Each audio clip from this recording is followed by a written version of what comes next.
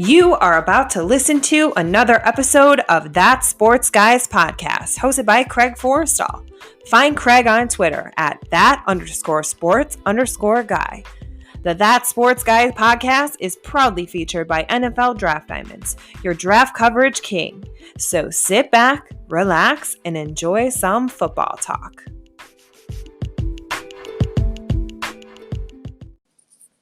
Hello and welcome to another episode of That Sports Guys podcast. I am Craig Forrestall. You may know me from Twitter as at that_sports_guy.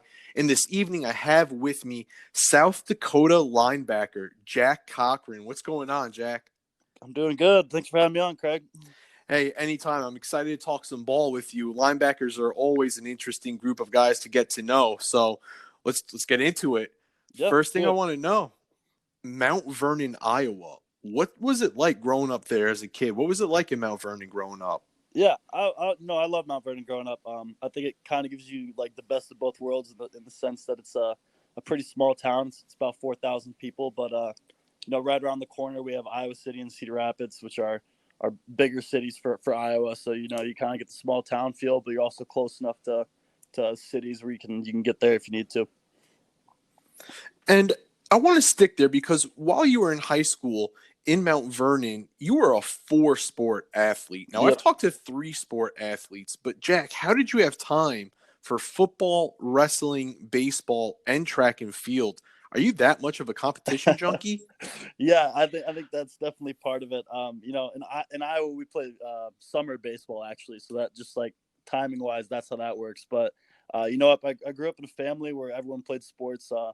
My oldest sister was a 4-sport athlete in high school, and I grew up going to all her events. So I suppose it's all I really knew growing up. So I was just happy to continue doing it in high school, and I'm definitely looking back. I'm glad I stuck with them all the way through. And now I want to recap some of your high school accomplishments.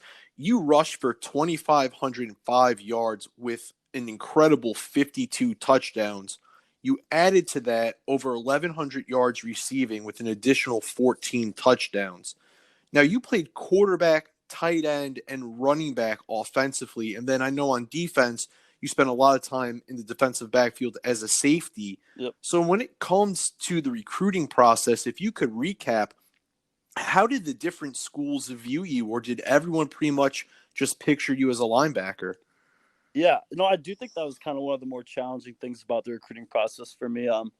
When I went to camps, I played safety, and honestly, looking back, that probably wasn't the right decision. I thought I was a safety coming to high school, but looking back, I was definitely a linebacker. So, just going to camps, that's all I really knew. So I played at safety, and I had schools recruit me at safety. I had some recruit me at tight end and receiver, and even running back. So it was definitely tough, trying to sort that out, but.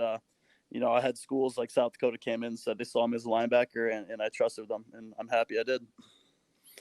And I want to stick there at Mount Vernon because you have a teammate that made headlines in April when he was picked by the Tampa Bay Buccaneers in the first round, Tristan Wirfs. Mm-hmm. Just how cool was it to see a former teammate of yours have their dreams come true and hear their name called out on stage? Yeah, it was awesome.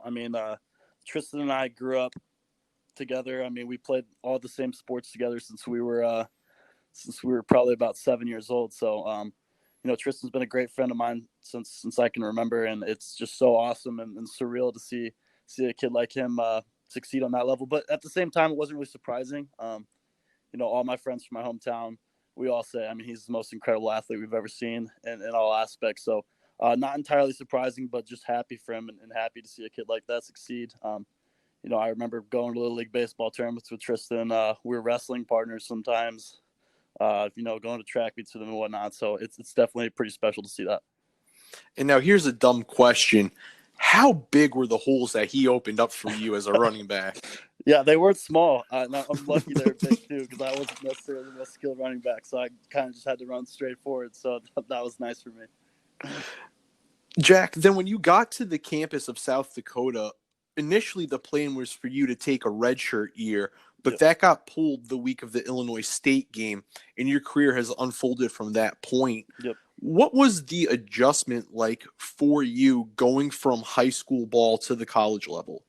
Yeah, I mean, just like jumping levels, at any level, it's an adjustment just speed wise. But I would say just kind of getting thrown in the fire like that, it's helped me a lot.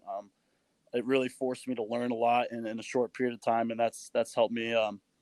Just from experience point, from that point on. But yeah, definitely at first it was just trying to soak in everything I could from coaches and teammates, and trying to get as much help as I could so I could go out there and be productive.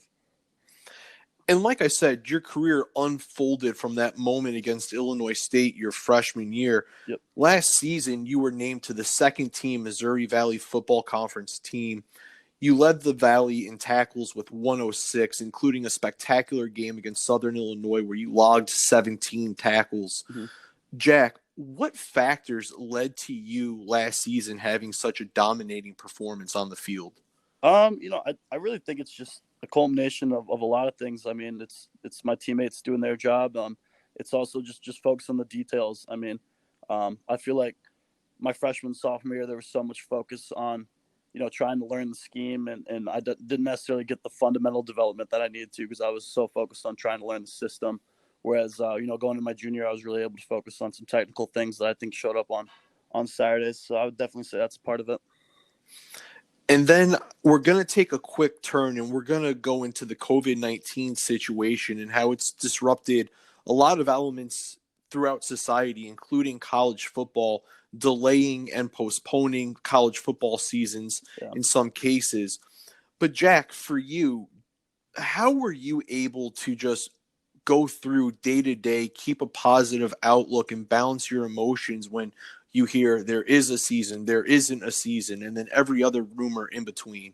Yeah, it was hard. I mean, anyone who tells you it wasn't is lying to you. It was definitely hard.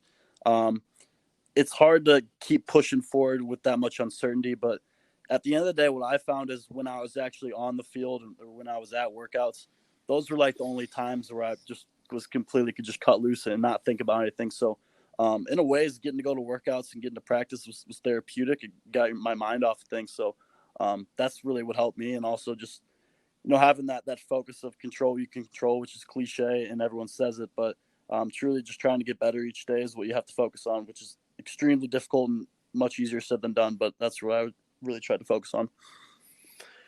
Then, Jack, where are you in the rest of the program when it comes to getting back together, lifting, or anything else that resembles an organized team activity to prepare for the next time you take the field? Has there been any announcements or decisions regarding that? Yep. So we started our fall camp. We were about a week into fall camp when our season got shut down for the fall.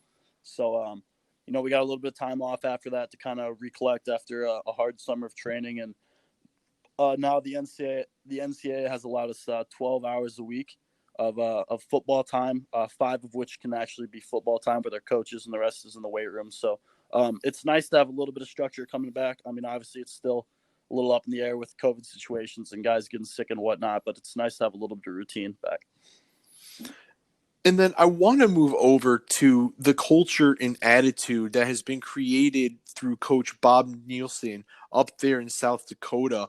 Just if you could take me through what that culture is and what it means to play for the South Dakota program. Yeah, it's super competitive. I mean, Coach Nielsen's and his staff, they're excellent recruiters, so there's a lot of talent. And what's really been the focus the last couple of years, I would say, is just discipline and focusing on the details. Ever since I've been here, we've never had issues with talent. It's been about executing on Saturdays and just really small mistakes and details. So, we've taken that approach, and kind of applied it to our day-to-day life and our day-to-day workouts. And small details, making sure your feet are in the exact spot, making sure your hands are in the right spot, are things that we really focus on, things that, we were hoping were going to help us out this fall, but I'm sure they'll help us out whenever we get a step on the field next. Jack, when it comes to your football future, just what are your hopes, your goals, your dreams, both as a member of the South Dakota program and then anything that may happen after your college career? Yeah. Obviously, where I'm at right now, I try not to think about that stuff too much. I kind of just try and handle where I'm at right now and try to make the best out of the current situation I'm in. But obviously, it's something everyone thinks about. And, coming into college, I'm not really sure what my answer to that question would have been. But, after the last year and a half or so in the way that I've grown and my teammates have helped me grow, I think that, I want to play in the NFL, and that's something that I'm confident about doing. And just a matter of getting that shot whenever it comes and taking advantage of it. So, Jack, you've been great with the football-based questions, but Yep. now I want to give people a chance to get to know you Oh boy. away from the helmet. All right. Yes, so the first question, everyone always says it's the toughest. So I'm gonna give it to you. All right.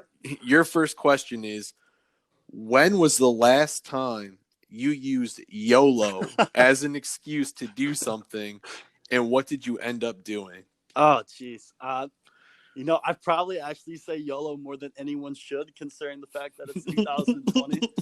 I'm actually pretty sure I said it a couple weeks ago. I was going to have a pretty low-key weekend.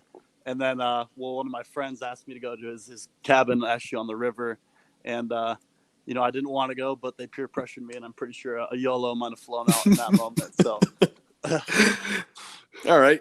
Now, Jack, let's see how you are with your cell phones. Have you broken or lost any cell phones throughout your time having a phone, or are you pretty good about that? I'm actually pretty good about it, I would say, compared to the average person. I'm still on like the iPhone 7 right now, so I've had this one for a while, and I've kept it relatively safe, I think. So no phone issues for me. I've been good in that aspect of my life. Never ever?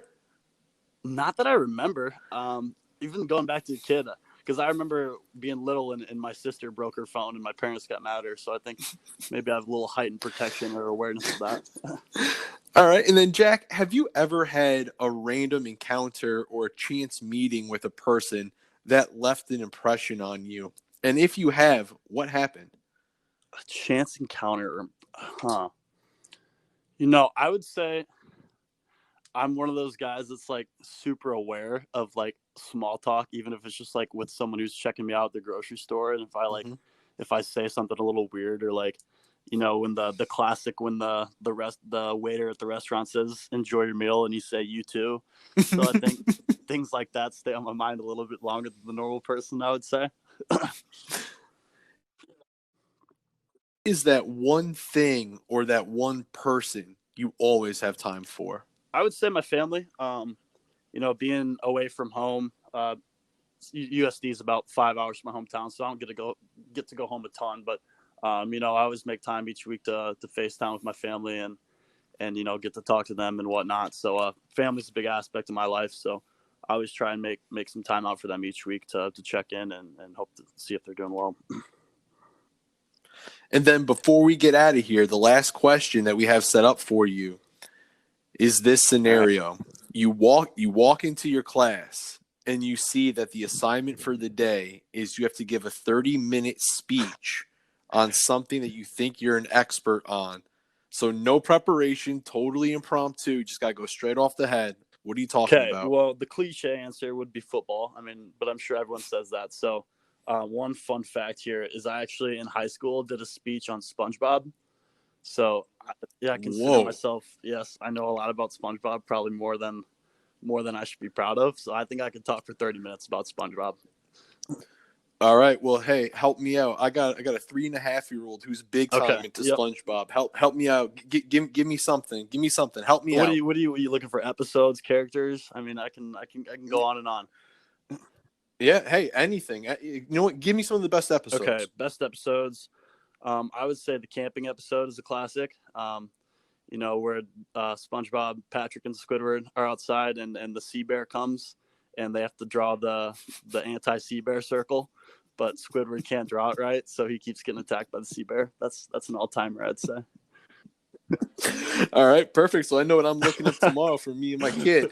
All right, perfect. Then Jack, before we got out of here, do you have any final words for our listeners, or any final words you want to give to the South Dakota fan base before you guys take the field next time? Just to our fan base, I'm just excited. I was really bummed that we didn't get to go out and perform for them this fall, but just know that we're doing everything we can. We're working hard to get back out there and make them proud whenever that chance comes. And thank you to you guys for giving us smaller school players this platform.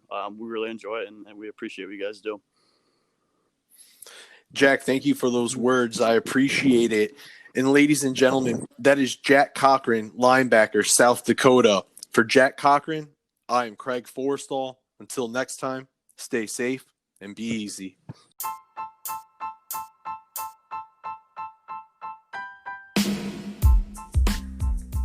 Hey everybody, Craig Forstall. Thanks for tuning in and listening to another episode of That Sports Guys podcast. Make sure to follow me on Twitter at @that_sports_guy to catch all the latest updates and podcast episodes. Until next time, stay safe and be easy.